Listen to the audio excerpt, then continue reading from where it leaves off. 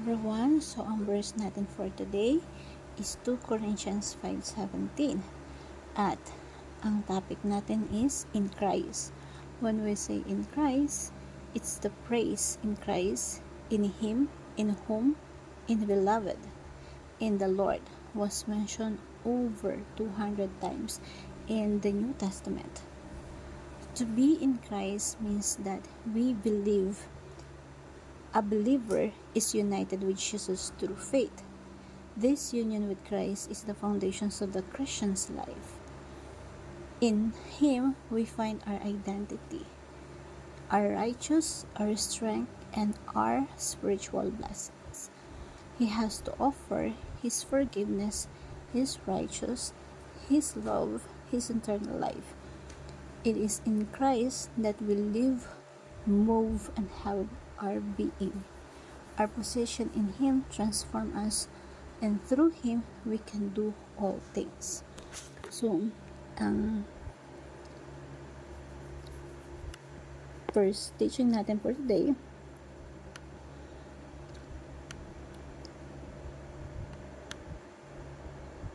so sabi dito sa 2 Corinthians 5:17, therefore, if anyone in Christ, the new creation has come. The old has gone, and the new is here. So, kung ikaw ay na kay Kristo,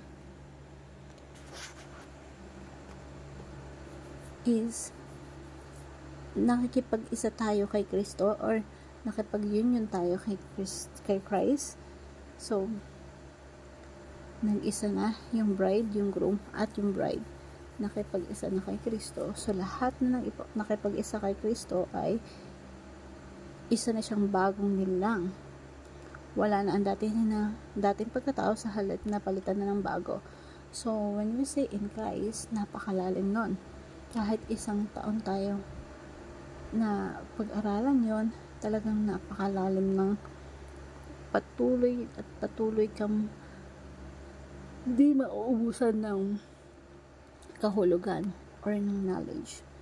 Dito sa devotion natin, binibigay sa atin yung idea na gaano kahalaga yung salitang in Christ. So, being in Christ give us a new identity. Kapag tayo na kay Kristo, may bago tayong identity, bagong tao, bagong nilalang. We are a new creation with the Lord Jesus Christ. Yung dating pagkatao, wala na yun. Lumisan na yun, lumipas na yun. That's why, kapag ikaw na kay Kristo, we have a new identity with Christ at huwag natin hanapin yung identity natin sa ibang tao because you have new family. Nasa poder ka, cargo ka ng ating Panginoon. You're under the care of our Lord Jesus Christ because we are in Christ. You are in Christ. Iwasan mo na, tanggalan mo na yung mga idols, yung mga sinasamba or yung mga ginugusto natin in the past.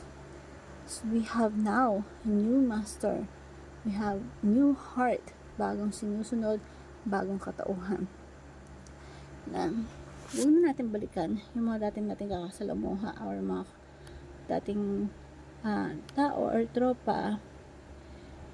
You have a new identity na ang laki ng difference mo at ang laki ng pinagkaiba mo sa dati mong pagkatao nung hindi ka pa mananampalataya, nung hindi ka pa nakipag-isa sa Kanya. Sobrang sobrang lalim ng datingan. Iba yung pagkilos, pananalita. So, ang laki ng difference because God given us a new identity. Being in Christ give us new legal position. So, kapag meron tayong bagong legal na posisyon, sabi sa John chapter 3 verse 18, whoever is believe in Him is not condemned. But kung tayo nananampalataya, hindi tayo hinahantulan ng parusa. Kumbaga,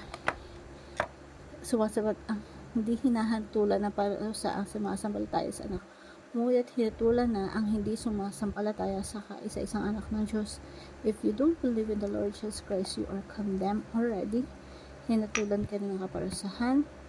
Pero kapag nananampalataya ka sa Kanya, you have union with Him. Meron kang legal position na parang katulad na nasa korte.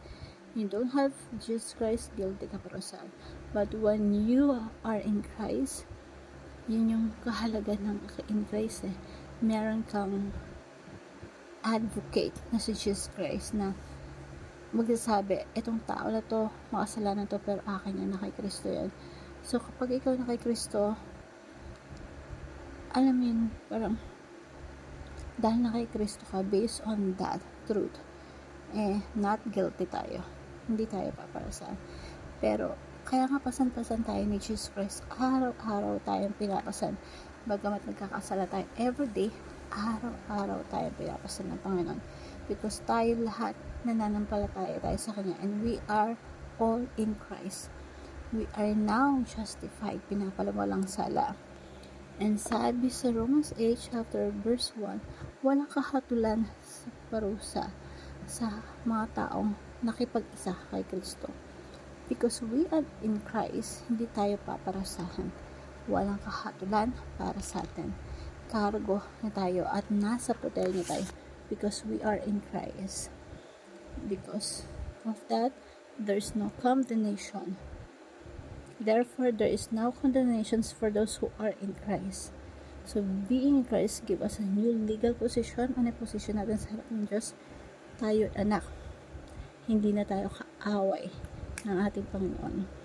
And being Christ give us access to all blessings. So, si Jesus, na kay Kristo tayo, walang pagpapala ang Diyos na ipagkakait sa atin. Walang mabuting bagay ang ipagkakait sa atin. Kahit nga sabi sa Ephesians chapter 1 verse 3, praise to be God and Father of our Lord Jesus Christ, who has blessed us in the heavenly realms with every spiritual blessing in Christ. Imagine mo, hindi some, but every, hindi kakaroon pa, kundi lahat, spiritual blessing in Christ.